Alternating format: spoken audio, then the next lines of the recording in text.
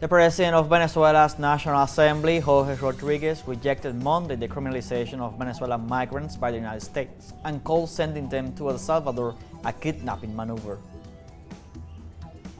The Patria International Colloquium kicked off in Havana, Cuba, with nearly 400 guests from Cuba and 47 countries who will pay a special homage to the 20th anniversary of the multi-platform teleSUR. And in Yemen, a series of demonstrations called Stand with Gaza in support of the Palestinian enclave began on Monday.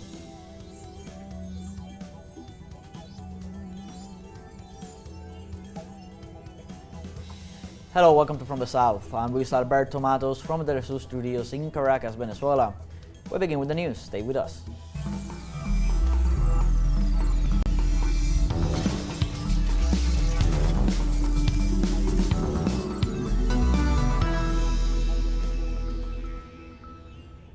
The president of Venezuela's National Assembly, Jorge Rodriguez, rejected Monday the criminalization of Venezuelan migrants by the United States and called sending them to El Salvador a kidnapping maneuver.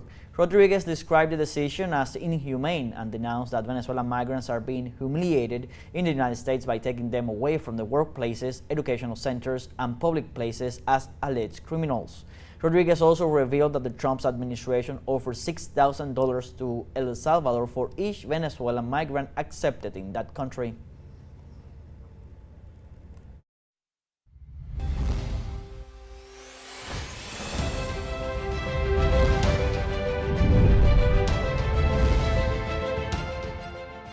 And the Patria International Colloquium kicked off in Havana, Cuba, an event that brings together in the Cuban capital nearly 400 guests from Cuba and 47 countries who will pay special homage to the 20th anniversary of the multi-platform teleSUR. With the laying of a wreath to the Julio Antonio Mella monument by the hands of the president of the multi-platform, Patricia Villegas, the fourth edition started at the University of Havana, the main venue of this event. Under the premise, "We are peoples within networks," the event will be held from March 17th to March 19th, aiming to explore how power is transformed in an interconnected world. Until Wednesday, attendees will participate in conferences, panels, and workshops to discuss the unprecedented possibilities of social interaction in a context marked by the rise of misinformation, hate speech, and manipulation.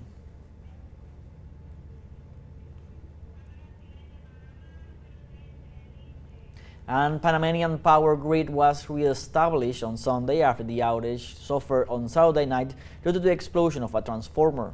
On a press briefing, the National Authority for Public Utilities explained that after an exploratory visit to the Panam thermoelectric plant in the Chorrera district, they confirmed that the blast left no human losses and no injuries.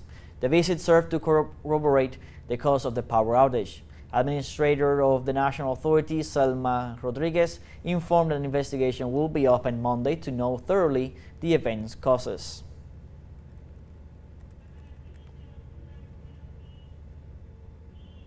And elections were held this Sunday in the two polling stations in Tegucigalpa, the capital of Honduras, that did not take part in the March 9th elections. Voters at the Maximiliano Sagastume Basic Center and the National Institute of Culture were unable to exercise their right to vote due to irregularities in the delivery of electoral material. As a result, the country's National Electoral Council decided, in accordance with the electoral law, that the missing centers would have to carry out the process this weekend, which, according to the electoral authorities, was successfully completed this time.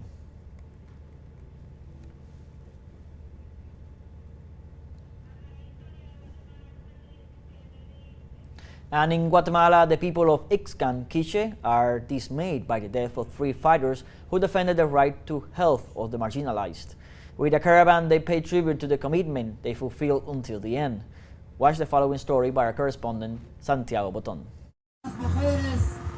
Una madre con su hijo en A brazos. mother, with her son in her arms, joined the crowd that came out to dignify 3 social activists who died in a traffic accident while returning from the Guatemalan capital to demand the right to health for the Ixcanico people. We return with sad and regrettable news that today leaves us with a great void within the people of Ixcan and within the entire committee of struggle. Entre los fallecidos se encuentran Among the deceased are a professional nurse and 2 community authorities, one of whom is Pedro Ricardo Gomez, re-elected on January 30th.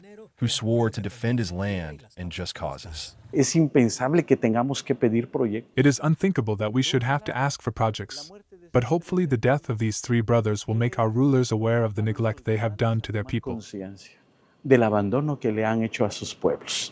En Guatemala, más del 40%. In Guatemala, more than 40% of the population does not have decent access to health care. In the municipality of Ixquin, it is even more critical because 8 years ago, a hospital project was abandoned due to corruption, according to those affected. What we want is the continuity of the hospital, that it be completed because we want dignified care for our population, and that was our objective for the trip. La lucha por el derecho a la salud. The fight for the right to health care, denied by the state, is only part of a long battle that several of the more than 200 marginalized communities have been waging since they settled the land more than half a century ago. They say. We have this history of struggle and resistance, and this is the reality of Primavera, that we take these steps in defense of human rights, for the common good of the community and of the municipality and at the national level. La muerte de estos tres mártires. The death of these three health martyrs coincides with the 43rd anniversary of the first massacre perpetrated by the army in Ixquin. La masacre de Cuarto Pueblo The Cuarto Pueblo massacre marked the beginning of the scorched earth policy in Guatemala. The army killed more than 400 people, including children, the elderly and pregnant women in the village of Cuarto Pueblo Ixquin, on March 13th and 14th, 1982. Santiago Botón, teleSUR Norte de Guatemala. We now have a first break coming up. Remember, you can join us on TikTok at teleSUR English, where you'll find news in different formats, news updates, and much more. We're going to be right back. Stay with us.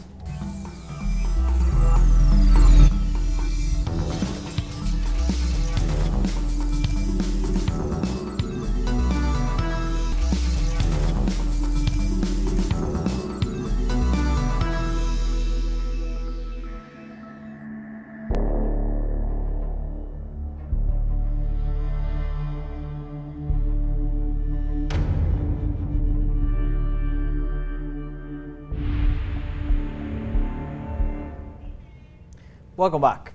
In Yemen, a series of demonstrations called Stand with Gaza in support of the Palestinian enclave began on Monday. Tens of thousands mobilized in the capital city of Sana'a to support the Palestinian people and condemn the new U.S. aggressions against Yemen within the framework of the Great Battle of Badr. Nearly 14 governorates prepared to attend the popular demonstrations, which are taking place in hundreds of squares in the country. The Yemeni leaders underlined that these mobilizations confirm the steadfastness of the people in their faith and jihadist stance in support of the Palestinian people and against the U.S. aggression.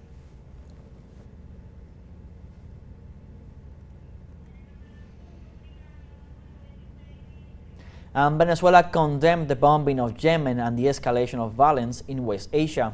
In an official communique, the Bolivarian Republic of Venezuela strongly condemns the military intervention of the United States and the United Kingdom in the territory of Yemen, an action that violates the sovereignty of that nation and aggravates the already critical humanitarian situation. These attacks only add more destruction and suffering to the Yemeni people without providing any real solution to the problems facing the region. The current situation of instability in West Asia has a clear origin: the occupation and genocide against the Palestinian people. Almost 80 years of aggression, exclusion, and violence against Palestine have led to a long-term conflict, which consequences affect the whole region. Peace will only be possible when the legitimate right of the Palestinian people to self-determination is restored. The document added, Venezuela demands the immediate cessation of attacks against Yemen and calls on the international community to stop this new military escalation. The way to achieve peace in the region is the immediate return to international legality, compliance with the resolutions of the United Nations Security Council on Palestine, and the immediate cessation of any hostility towards the peoples of the region.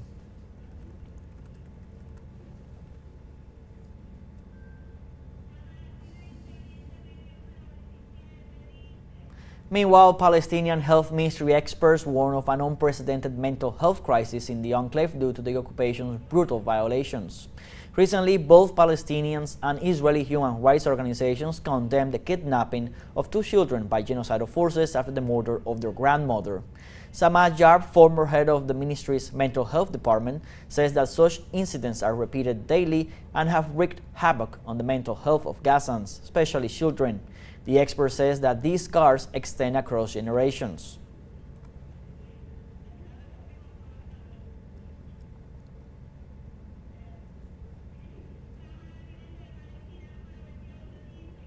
And Palestine denounces that 80% of Gaza's population is facing an acute food crisis due to the Israeli blockade of humanitarian aid.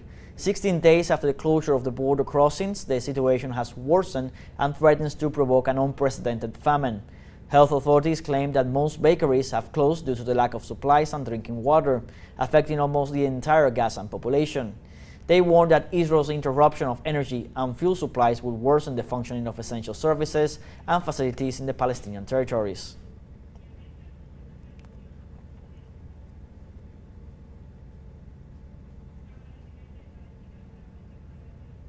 Also in Palestine, the World Food Programme has warned of drastic price rises in the Gaza Strip, with some products up by more than 200%.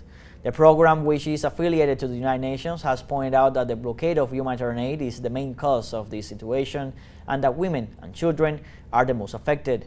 It called on the genocidal Israeli authorities to prioritize the needs of the civilian population and allow vital humanitarian aid into the country for the Palestinian people. The agency also warned of the critical food situation in Gaza and appealed to the international community for €242 million to continue its operations in the region for the next 6 months, both in Gaza and the West Bank.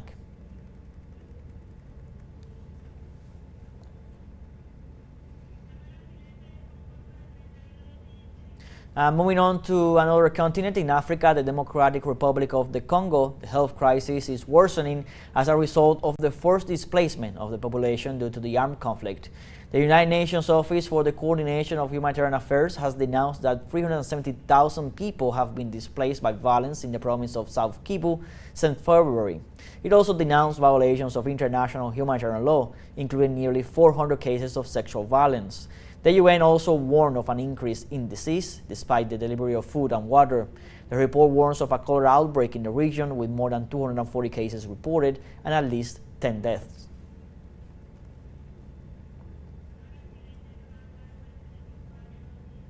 And the government of Rwanda announced on Monday the rupture with immediate effect of diplomatic ties with Belgium. The president of Rwanda, Paul Kagame, accuses Belgium of maintaining neo-colonial illusions because of its pressures concerning the conflict in the Democratic Republic of the Congo. For this reason, he gave 48 hours to the European nations' diplomats to leave the country. The government accuses Belgium of systematically undermining Rwanda both before and during the current escalation of the conflict in the Democratic Republic of the Congo, in which Brussels has a deep and violent historical role, fueling ethnic extremism.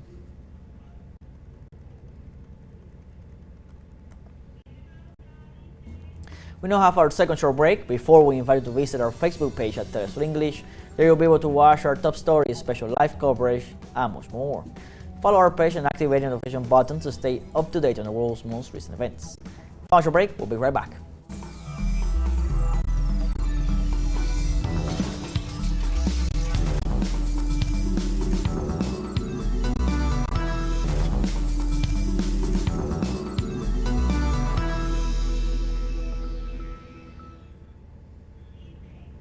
Welcome back.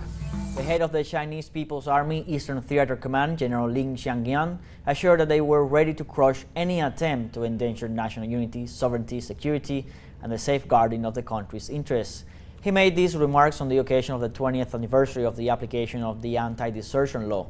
He recalled that the command has focused on achieving a centenary goal set by the Communist Party of China and in this sense has vigorously deepened the reform of the Army's national defense. The senior official was responding to remarks made by the leader of the Chinese island of Taiwan, who reminded him that if he persisted in his separatist ideas, he would be met with the full force of the command and the support of the Chinese people.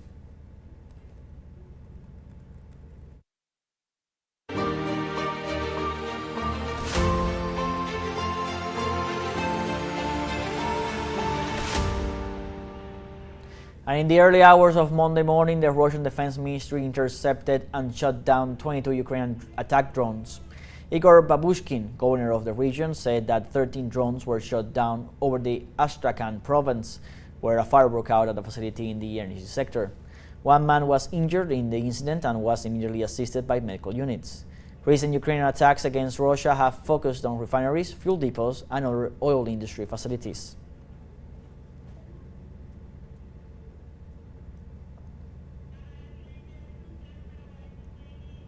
And Russian authorities announced that Ukraine lost more than 68,000 soldiers in military operations in Kursk.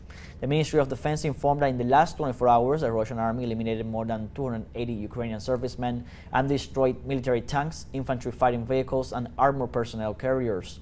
He also said that Ukraine has lost 396 tanks, 319 infantry fighting vehicles, 2,200 armored fighting vehicles, 560 artillery vehicles, and 52 launchers of multiple rocket launcher systems.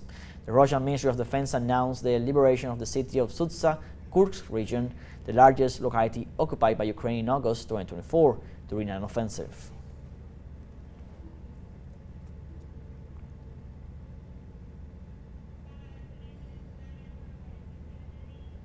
And on Sunday, the President of Ukraine, Volodymyr Zelensky, appointed Andriy Nat'l as the new chief of the Ukrainian Armed Forces General Staff. He replaces Lieutenant General Anatoly Barilevich, who has now been appointed Chief Inspector of the Ministry of Defense. For his part, Defense Minister Rustem Umerov explained that the restructuring aims to improve the combat effectiveness of the armed forces. The new chief has served as commander of the Joint Forces and was also the commander of the Eastern Front.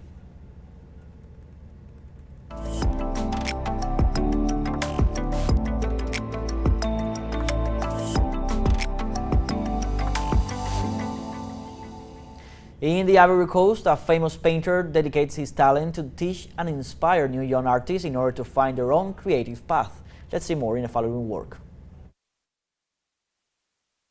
Aboudia, un reconocido pintor de Costa de Marfil. Aboudia, a renowned painter from the Ivory Coast, transmits his knowledge and teachings to a new generation of artists, especially to children, in order to guide them to find their own creative path and their first inspiration on canvas. Although he is now one of the most renowned artists, both in his country and internationally, his beginnings were not easy, facing resistance and difficulties along the way, mainly from his family. De adolescente quería ser pintor. Mi padre no quería. When I was a teenager, I wanted to be a painter. My father didn't want to, but that's life, because every father wants his son to succeed. You might think that painting is not present in our cultures, but African art has strength through sculptures, batik loincloths, and many other things. Even so, the father who was a teacher wants his son to be a teacher like him, because in Africa, at that time, when you said you wanted to dedicate yourself to art, they said, you are a failure, and all that, but not in a bad way. Y todo eso, pero no en el mal sentido. Tras superar las dificultades y seguir su camino. After overcoming difficulties and following his path, Aboudia transformed his teenage rebellion into an outstanding artistic expression. With a pictorial style called naive, which includes works inspired by street children, the artist shows great affection and empathy for disadvantaged infants, while also urging the authorities to pay more attention to them. Podría decir que lo que hace reconocible mi estilo. I could say that what makes my style recognizable is this naive side, of being older and working like a child. I think that's what it is. It gives it a special touch. I have also worked with underprivileged children, street children, the Nuchi, in Ivorian slang, which is also spoken by street children. Que también hablan los niños de la calle. Hoy en día este pintor se encuentra. Today, this painter is among the best-selling artists at auctions worldwide, according to market analysis, as well as the contemporary artist who sold the most canvases in 2022. Moreover, important galleries in Paris, London, New York, and Lagos are interested in his works, a very different reception from the one he received when he exhibited his first paintings in the Ivorian city of Abidjan in 2000. Like this, we have come to the end of this news brief. You can find these and many other stories on our website at telesurenglish.net. You can also join us on our socials, Facebook, X, Instagram, Telegram, and TikTok. For TeleSUR English, I'm Luis Alberto Matos. Thanks for watching.